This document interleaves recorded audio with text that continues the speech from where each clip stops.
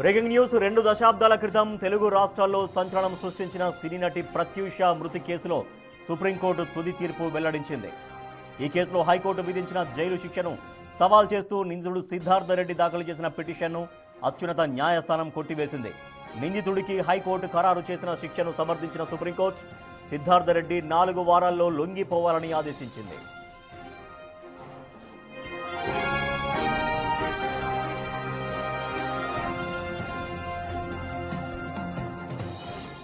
ప్రత్యూష, సిద్ధార్థ రెడ్డి హైదరాబాద్లో ఇంటర్ చదువుతున్నప్పుడు ప్రేమించుకున్నారు.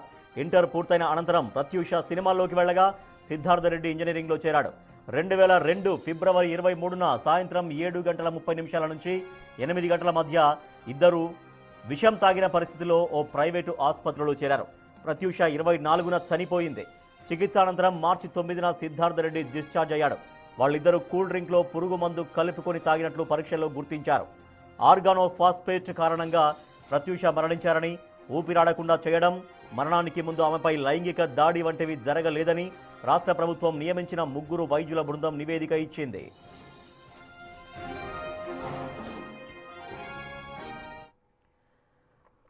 దాదాపుగా 20 ఏళ్ల క్రితం తెలుగు రాష్ట్రాల్లో సంచలనం సృష్టించిన సినీ నటి ప్రత్యూష మృతి కేసులో సుప్రీంకోర్టు తుది తీర్పు వెల్లడించింది. మా ప్రతినిధి సుజాత మరింత సమాచారం అందిస్తారు. సుజాత, దాదాపుగా 20 ఏళ్లుగా ప్రత్యూష కేసు పైన ఫైట్ చేస్తున్నారు ప్రత్యూష తల్లి. సో ఇప్పుడు ఈ కేసుతో ఏమంటున్నారు, తల్లి రియాక్షన్ ఏంటి? రాజేష్, దేశవ్యాప్తంగా సంచలనం రేపినటువంటి తెలుగు నటి ప్రత్యూష మృతి కేసుకి సంబంధించి సుప్రీంకోర్టు కీలక తీర్పునిచ్చింది అని చెప్తున్నారు. కానీ తల్లి మాత్రము ఆ తీర్పు మీద ఏ విధంగా స్పందిస్తారు అనేది ప్రస్తుతం మనతో పాటు ప్రత్యూష తల్లి సరోజిని ఉన్నారు.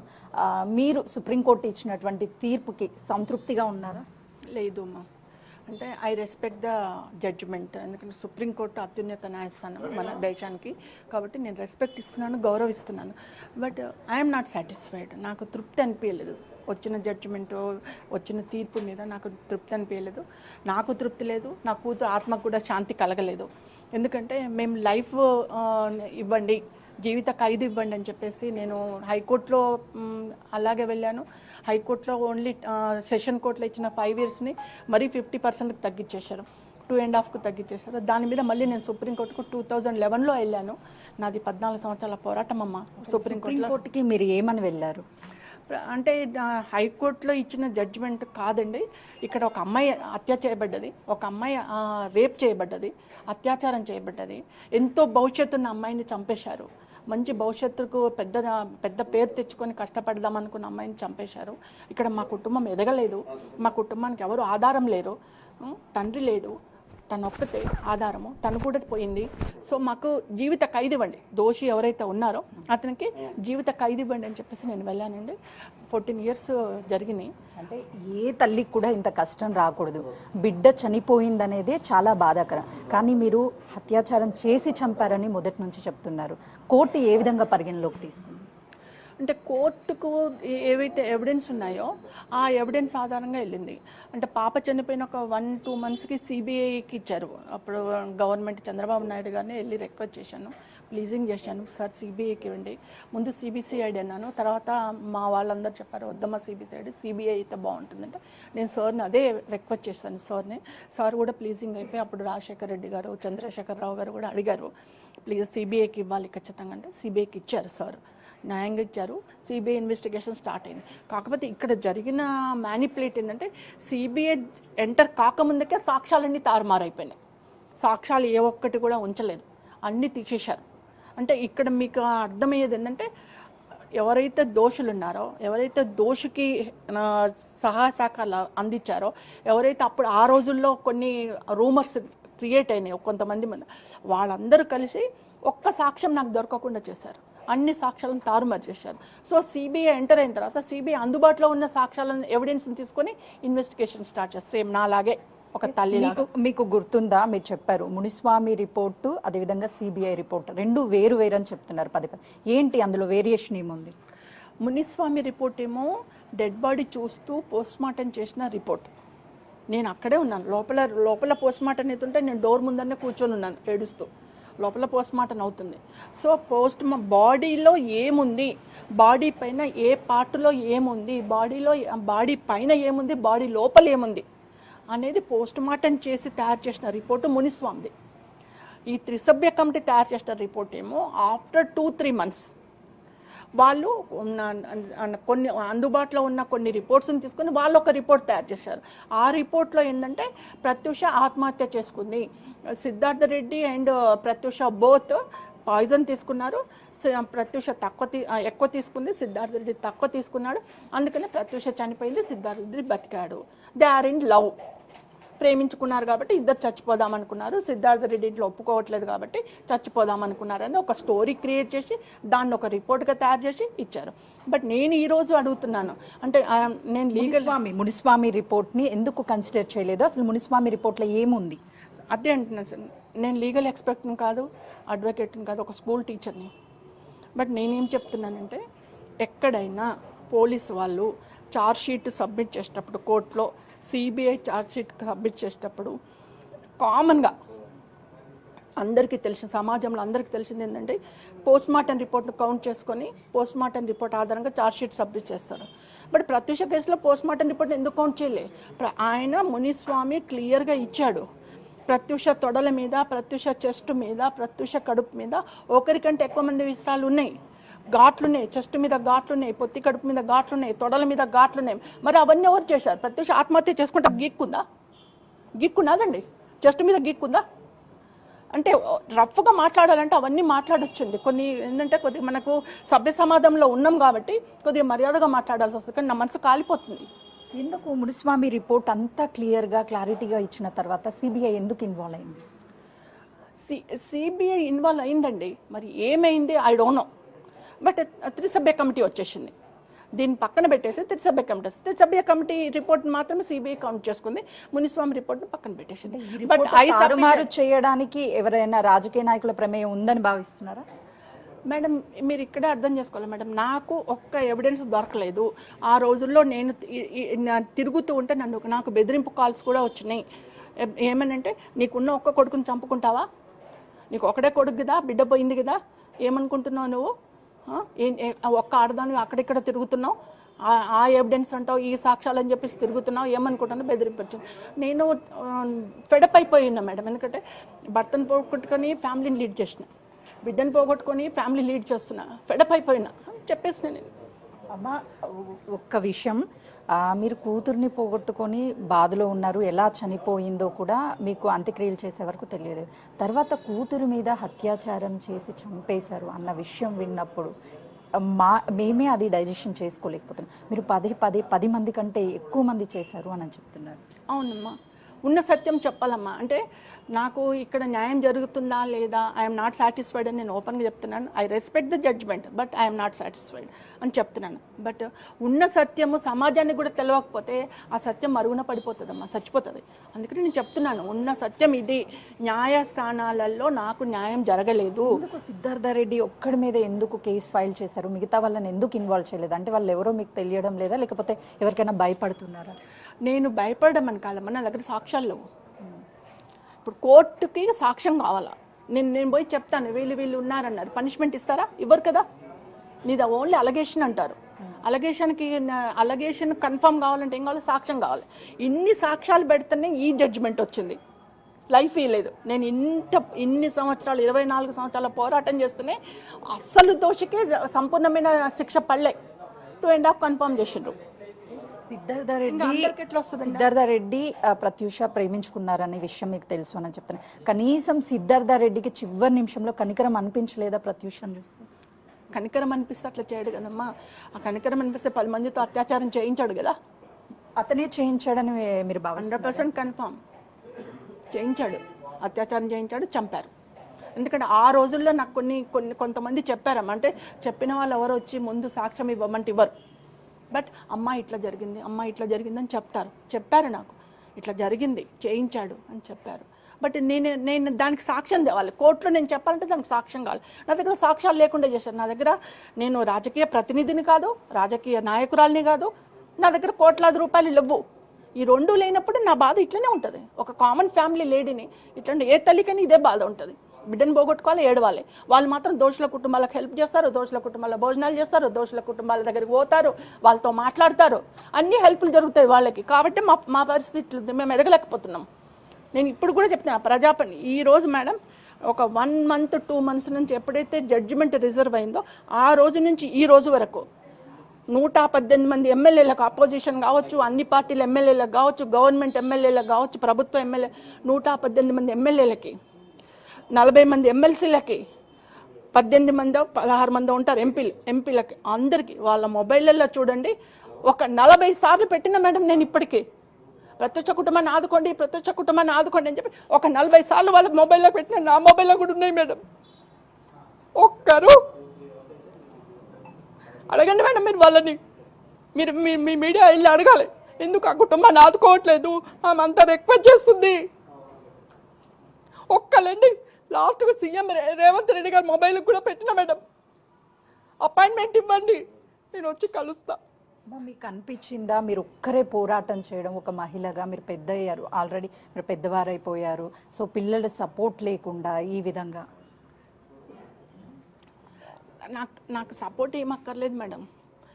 నేను నా బిడ్డ న్యాయం కోసం, ఎందుకంటే ఎవ్వరికి ఏ బాధ్యత లేకపోయినా కన్న తల్లి, నా కూతురు మీద బాధ్యత ఉంటుంది, అందుకే కొట్లాడినా నేను. నా జీవితం ఒక మిడిల్ క్లాస్ ఫ్యామిలీ అయినా నా బిడ్డకు న్యాయం చేయాలా, నేను తల్లిని, నా బాధ్యత, ఎవరికి బాధ్యత ఉన్నా లేకపోయినా అని చెప్పేసి నేను కొట్లాడినా. ఈరోజు అంతో ఇంతో సుప్రీంకోర్టు కొద్దిగా ఓదార్పుగా ఇచ్చింది, ఆన్ ది స్పాట్ సరెండర్ అన్నది. సో అది కొద్దిగా మాకు ఏమంటారు కన్నీటి తుడుపు లాగుంది. But I'm not satisfied. ఇంకా మంచి జీవిత ఖైదు పట్టుంటే ప్రత్యూష ఆత్మశాంతి కలిగేది మేడం. వాస్తవానికి మీరు ఎంత బాధపడుతున్నారో కామన్ పబ్లిక్ కూడా చాలామంది తనకి ఫ్యాన్స్ ఉన్నారు. ఆ టైంలో జరిగినప్పుడు చాలామంది బాధపడ్డారు, అంటే ఒక కుటుంబంలో అమ్మాయికి జరిగిన విధంగా. ఈరోజు ఈ తీర్పుని మీరు కొంతవరకు సాటిస్ఫై అవుతున్నారా? అదేవిధంగా అందరూ కూడా ఇంకా మీరు అన్నట్టుగా జీవిత ఖైదు పడి ఉంటే బాగుండు అనుకుంటున్నారు, ఏం చెప్తారు? నాకు చాలా మెసేజ్లు వచ్చినాయి మేడం, చాలామంది వెల్ విషర్స్ కాల్ చేశారు, కొంతమంది సోషల్ నెట్వర్క్లు ఉన్న వాళ్ళు కూడా, ఎందుకంటే మాకు ట్రస్ట్ ఉంది కాబట్టి ట్రస్ట్ నెంబర్ తీసుకొని చాలామంది, అమ్మ మీకు తప్పకుండా న్యాయం జరుగుతుంది, అమ్మ మీకు తప్పకుండా ధైర్యం చెడకండి రాత్రి నుంచి నాకు కాల్స్ వస్తూనే ఉన్నాయి మేడం. బట్ నాకు సంబంధించిన మా ట్రస్ట్ స్టేయబులర్స్లు కానీ, నా స్టేయబులర్స్లు కానీ, మా ఫ్యామిలీ ఎవరు నాట్ సాటిస్ఫైడ్ మేడం. చెప్తున్నారు జీవిత ఖైదు పట్టుంటే బాగుండేది, ఒక అమ్మాయి పోయింది, మనకి ఇన్నేళ్ళ నుంచి కొట్లాడుతున్నాం మనకి ఏంటిది ఇది, ఈ దౌర్భాగ్యం ఏంటిది, న్యాయస్థానాలు ఏంటిది, ఇంత తక్కువ పనిష్మెంట్ ఇవ్వడం ఏందని చెప్పి అడుగుతూనే ఉన్నారు మేడం. అంటే బెయిల్ మీద బయటకు వచ్చిన తర్వాత అంటే తనకి అసలు శిక్ష పడుతుందో పడదు అని చెప్పేసి అనుకున్నారు, అలాంటిది అట్లీస్ట్ 2 years అయినా పడిందంటే కొంతైనా నమ్మకం కలుగుతుందా? అదే అంటున్నాను కదా మేడం, మా ఫ్యామిలీకి ఒక కంటి తుడుపు చర్యలాగా వచ్చింది ఈ జడ్జిమెంట్. బట్ ఇంకా జీవిత ఖైదు పడి ఉంటే బాగుండేది. మేము ఇంకా జడ్జిమెంట్ కాపీ మొత్తం రాలేదు. మా అడ్వకేట్ గారు మార్నింగ్ జడ్జిమెంట్ అనౌన్స్ కాగానే కాల్ చేసి చెప్పారు, కొన్ని పాయింట్స్ చెప్పారు, ఈ విధంగా ఉంది మీరు మాట్లాడొచ్చు అని. మిగతాది ఏదైనా ఉంటే ఆఫ్టర్ జడ్జిమెంట్ కాపీ తీసుకున్నాక వీ కెన్ డిస్కస్ అని అన్నారు. ఇంకా అంతవరకు నేను నెక్స్ట్ డిసిషన్ ఏమి తీసుకోలేను మేడం. మా అడ్వకేట్ గారితో డిస్కస్ చేసిన తర్వాత నెక్స్ట్ డిస్కషన్ తీసుకుంటాను. సిద్ధార్థ రెడ్డి తను ఇద్దరు ప్రేమించుకొని ఎందుకు ఒకవేళ నిజంగానే విషయం తీసుకొని చనిపోవాలనుకున్నా కూడా ప్రత్యూష ఎందుకు చనిపోయిందని చెప్తున్నారు, సిద్ధార్థ రెడ్డి ఎందుకు చనిపోలేదని న్యాయవాదులు చెప్తున్నారు. సిద్ధార్థ వాళ్ళు ఒక స్టోరీ క్రియేట్ చేసింది కదా మేడం, ఇద్దరు లవ్ చేసుకున్నారు, వాళ్ళ ఇంట్లో ఒప్పుకోలేదు, సో నా ప్రత్యూష ఎక్కువ దాగింది విషయము, సిద్ధార్థ రెడ్డి తక్కువ దాగిండు, సిద్ధార్థ రెడ్డి ప్రత్యూషని తీసుకొని హాస్పిటల్కి పోయిండు, అక్కడ ప్రత్యూష ఎక్కువ తీసుకుంది కాబట్టి చనిపోయింది, షీఈ్ హీరోయిన్, కొద్దిగా వీక్ బాడీ కాబట్టి చనిపోయింది, ఆయన బతికి బయటపడ్డాడు. ఇది వాళ్ళు క్రియేట్ చేసిన story. I'm not agree that story. నేను అగ్రీ అవ్వట్లేదు ఆ స్టోరీకి. ప్రత్యూష అత్యాచారం చేయబడింది, ప్రత్యూష చంపబడింది, మర్డర్ చేయబడింది. ఇప్పటికి కూడా నేను అదే చెప్తున్నాను.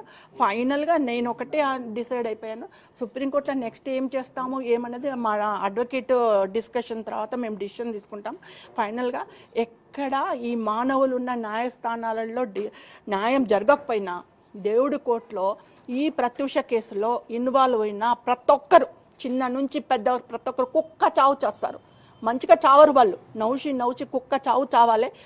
నా బిడ్డ కాళ్ళ దగ్గరికి పోవాలి, వాళ్ళు తప్పకుండా పోతారు. పాప చూడకపోయినా నేను చూస్తా. ఇప్పుడున్న ప్రభుత్వాన్ని కూడా నేను రిక్వెస్ట్ చేస్తున్నా, ఇప్పటికైనా దయతోటి, సీఎం రేవంత్ రెడ్డి గారి దయతోటి, ప్రభుత్వం దయతోటి, ప్రత్యూష కుటుంబాన్ని ఆదుకోండి. ప్రత్యూష కుటుంబం ఏం పాపం చేసింది, ఎందుకు పక్కన పెడుతున్నారు? మేము ఏం పాపం చేసినాం? బాధితులం, అన్యాయం అయిపోయినాం, మా కుటుంబం అన్యాయమైంది, మమ్మల్ని ఆదుకోండి అని చెప్తున్నాను. సినిమా రంగం నుంచి మాకు ఎలాంటి సహాయ సహకారాలు అందలేదు. ఏ ప్రభుత్వం ఎందుకు ఈ కేసుకి సంబంధించి అందరూ ప్రత్యూష కుటుంబానికి న్యాయం జరగాలని కామన్ పబ్లిక్ నుంచి తమ గలాన్ని వినిపించారు. ఎందుకు ఇండస్ట్రీలో అంతా ఫేమస్ అయినటువంటి తక్కువ టైంలోనే ప్రత్యూషకి సినీ ఇండస్ట్రీ ఎందుకు సపోర్ట్ చేయలేదు? స్టిల్ ఇప్పటికి కూడా చేస్తుంది ఏమన్నా? మాకేం ఎవరు ఏం సహాయం చేయలేదు. పాప చనిపోయినప్పుడు అండి, 24 years కిందట పాప చనిపోయినప్పుడు నాగార్జున గారు పిలిపించుకున్నారు. అప్పుడు మా అసోసియేషన్ ప్రెసిడెంట్ నాగార్జున గారు కాల్ వచ్చింది, పోయినాను. అతను షూటింగ్లో ఉన్నారు, అన్నపూర్ణ స్టూడియోలో షూటింగ్లో ఉన్నారు. వెళ్ళి కూర్చున్నాను, బాధపడ్డారు, నేను బాధపడ్డాను, కళ్ళ నీళ్ళు పెట్టుకున్నారు. That's the end. ఇంకెవరు నన్ను పిలిపించలేదండి, ఎవరు పిల్లలు. అప్పుడు నాగార్జున గారు మా అసోసియేషన్ ప్రెసిడెంట్గా ఉన్నప్పుడు వెళ్ళి చంద్రబాబు నాయుడు గారికి ఒక పిటిషన్ ఇచ్చారు, ప్రత్యూషకు న్యాయం చేయండి. That's the end. ఇంతవరకు కూడా ప్రత్యూషని కానీ ప్రత్యూష ఫ్యామిలీ కానీ, ప్రత్యూష వాళ్ళ అమ్మ ఉందా, చచ్చిపోయిందా, బాబున్నాడా, ఏమైందా, అసలు ఆ కుటుంబం ఉందా లేదా, ఏమైపోయారు, ఎవ్వరూ పట్టించుకోలేదు మేడం. సుప్రీంకోర్టులో ఆర్డర్ రిజర్వ్ అయినప్పటి నుంచి అలర్ట్ అయ్యారు అందరూ, అంతవరకు ఎవరు పట్టించుకోలేదు. ఒంటరి పోరాటం, ఒక్కదాన్ని ఏం డబ్బులు పెట్టుకున్నా, ఏం కొట్లాడినా, ఏం అడ్వకేట్ని బతిమాలుకున్నా నేనే చేసుకున్నా తప్పితే నాకు ఎవ్వరూ ఆదుకోలేదు మేడం. సినిమా రంగం నుంచి కానీ, రాజకీయ రంగం నుంచి కానీ, ప్రభుత్వాల దగ్గర నుంచి కానీ ఎవ్వరూ ఆదుకోలేదు. కలవలకొండ చంద్రశేఖర్ గారిని 10 ఏళ్ళు కలవాలని చెప్పి చెత్త విధాల ప్రయత్నం చేసినా అడిగిన ప్రతి ఒక్క నాయకుడు కూడా అమ్మో సీఎం గారిని మేము కల్పించలేము అన్నారు. ఇప్పుడు సీఎం రేవంత్ రెడ్డి గారికి మీకు చెప్పాను, 2 months నుంచి ఉన్న ప్రభుత్వంలో ఉన్న అందరి ప్రజాప్రతినిధులకు, ఎమ్మెల్సీలకు, ఎమ్మెల్యేలకు, ఎంపీలకు అందరికీ రిక్వెస్ట్ పెడుతూనే ఉన్నాను. ఒక 30 సార్లు పెట్టిన ఈ 2 నెలల్లో. Nobody coming forward to alert. అంటే ప్రత్యూషకి ఫైనల్గా న్యాయం జరగాలి అంటే ఏం జరగాలనుకుంటున్నారు? ఇప్పుడు అండి మా కుటుంబాన్ని ఆదుకోవాలండి. నా బిడ్డ చనిపోయింది, సుప్రీంకోర్టులో జడ్జిమెంట్ వచ్చింది. మరి ఇప్పుడు ఎంతో మందిని ఆదుకుంటుండ్రు కళాకారులని, మీరు చూస్తున్నారు కదా మేడం, ఎంతో మంది కళాకారులను. మరి మా కుటుంబాన్ని కూడా ఆదుకోండి, చితికిపోయి ఉన్నాం. ఫైనల్గా ఒక్కసారి మీరు నిల్చోండి, మా కెమెరామ్యాన్ ప్రత్యూష ఫోటోని చూపిస్తాడు. ఎందుకనంటే ఆ రోజు మిమ్మల్ని అడిగాను ఒక ప్రశ్న, ప్రత్యూష న్యాయం కావాలి అని అంటే ఏం అడుగుతుందంటే, ఈరోజు అందరికీ నవ్వుతూ ప్రత్యూష కనిపిస్తుంది, కానీ మీకు ఎలా కనిపిస్తుంది? ఈరోజు ఏడుస్తుంది. అమ్మ నాకు ఆత్మశాంతి కలగలేదు, నువ్వు పోరాటం చేసింది ఓడిపోయినావమ్మా, నీ పోరాటం ఓడిపోయింది, నేను ఓడిపోయినా, మనకు న్యాయం జరగలేదు అంటుంది. మాకైతే న్యాయం జరగలేదు. ఒకవేళ సిద్ధార్థరెడ్డికి మీరు అన్నట్లు న్యాయం జరిగినట్లేనా? సంపూర్ణ న్యాయం. సిద్ధార్థరెడ్డికి జీవిత ఖైదీ శిక్ష పడినా కూడా ఒకవేళ మిగతా వాళ్ళు ఉన్నారు అని చెప్తున్నారు, వాళ్ళని కన్సిడర్ చేయకపోతే సంపూర్ణ న్యాయం జరిగినట్లు అనుకుంటున్నారు?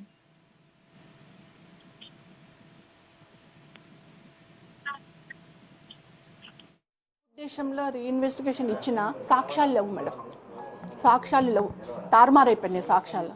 ఎవిడెన్స్ లేనప్పుడు రీఇన్వెస్టిగేషన్ ఇచ్చిన వేస్ట్ మేడం. జీవిత ఖైదు ఇచ్చేసింటే కనీసం 50% అన్నా మేము సాటిస్ఫై అయ్యేవాళ్ళం, అది కూడా జరగలేదు. కాబట్టి మాకైతే ఆత్మతృప్తి అయితే లేదు మేడం, సంతోషంగా అయితే లేదు. మెమరీస్ ఉండుంటాయి ప్రత్యూషతో, ది బెస్ట్ మెమరీ.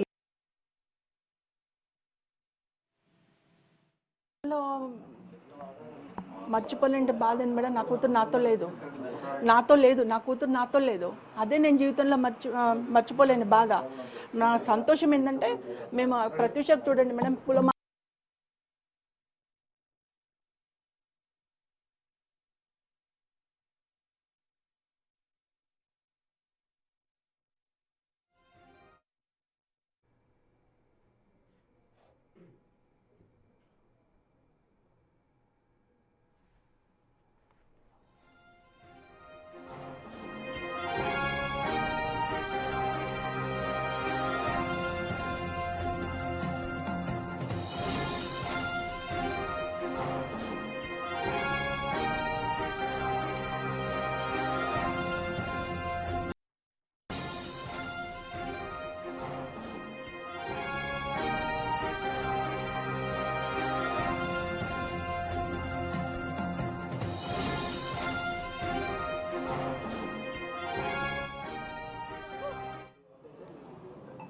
అడగండి మేడం మీరు వాళ్ళని, మీరు మీ మీడియా వెళ్ళి అడగాలి, ఎందుకు ఆ కుటుంబాన్ని ఆదుకోవట్లేదు, ఆమె అంతా రిక్వెస్ట్ చేస్తుంది.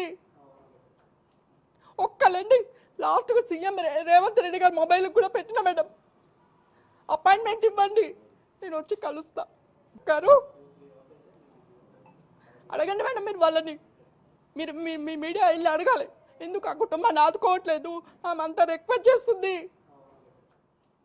ఒక్కలండి ఎస్ 2 దశాబ్దాల క్రితం తెలుగు రాష్ట్రాల్లో సంచలనం సృష్టించిన సినీ నటి ప్రత్యూష మృతి కేసుకి సంబంధించి సుప్రీంకోర్టు కీలక తీర్పును వెలువరించడం మనం చూస్తున్నాం.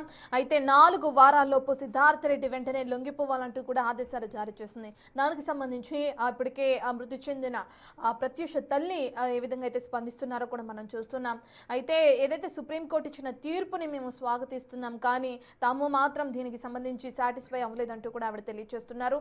దానికి గల కారణం జీవిత ఖైదు విధించి ఉండుంటే బాగుండేది, కానీ ఈ విధమైన చర్య మాకు సాటిస్ఫాక్షన్ లేదు అని చెప్పి కూడా ఆవిడ చెప్తున్నారు. ఇప్పటికే తన లాయర్తో మాట్లాడినట్లు, అయితే పూర్తి డీటెయిల్స్ తెలిసిన తర్వాత ముందుకు వెళ్ళబోతున్నట్లుగా కూడా దీనికి సంబంధించి తెలియచేయడం జరిగింది. అయితే ప్రత్యూషని ఆత్మహత్య కాదు, తనది హత్య, కొంతమంది తనని అత్యాచారం చేసి హత్య చేశారు అతి కిరాతకంగా అంటూ కూడా తల్లి 2 దశాబ్దాల నుంచి కూడా దీనికి సంబంధించి పోరాటం కొనసాగించడం కూడా మనందరికీ తెలిసిన విషయమే. అయితే నిందితుడు హైకోర్టులో ఇప్పటికే ఏదైతే పిటిషన్ దాఖలు చేశారో కూడా మనకు తెలిసింది. దాన్ని ఇప్పుడు సుప్రీం తిరస్కరించింది.